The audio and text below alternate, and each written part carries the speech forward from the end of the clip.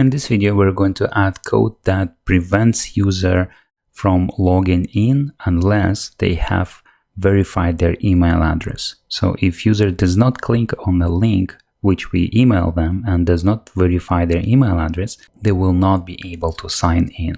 And remember that the process of signing in is very much handled for us by Spring Security. If we go to Spring Security package here, we have the authentication filter, which does the work of authenticating user when an HTTP post request is sent to a /login. So when Spring Framework is trying to authenticate user, it will use a service which we already have, user service. So let me open user service implementation, and our user service implementation implements the user service interface, which extends the user details service from Spring. So because of all this, when user is attempting to log in and Spring Framework is trying to authenticate our user, a method from our user service implementation will be triggered, which is called load user by username. So this method will be triggered, and the return value of this method is the user object, which is currently set with the email and the password. So for us to prevent that user from signing in, we will need to provide one more value in this object constructor, which indicates whether the user is enabled or disabled.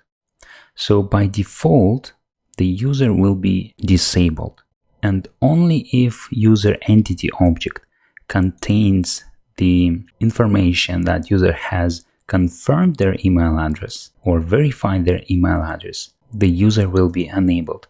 So let's update this line of code and set whether user enabled or disabled here.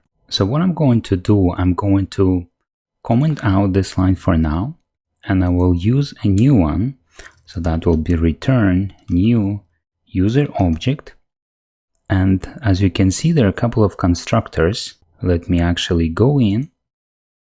And the first one takes in username and password, and then the authorities. But there will be another one here that takes username, password, and it takes in whether user is enabled or disabled, and whether account is expired or whether credentials are non-expired, and so on. So I will use this constructor to create a user object. So let's go back to user service implementation, and here I will use that constructor. Okay, so username is our email address. I'll paste it here. The password is our encrypted password. I'll paste it here. And whether user is enabled or disabled, we will take from user entity object. Inside of the user entity object, we have a field which is called get email verification status. So the field is called email verification status. When we verify the user email verification token, we will set this field to true, and otherwise by default it's set to false. So because it is set to false, the user will be disabled, and that will prevent user from logging in. And only after we verify user email verification token and set this field to true, user will be enabled and will be able to log in when Spring Framework calls this load user by username. Okay, and the rest ones, let's just assume they're equal to true. Account non-expired, no, let's say true. I'll replace this one with true. Credentials non-expired, I'll say no, true.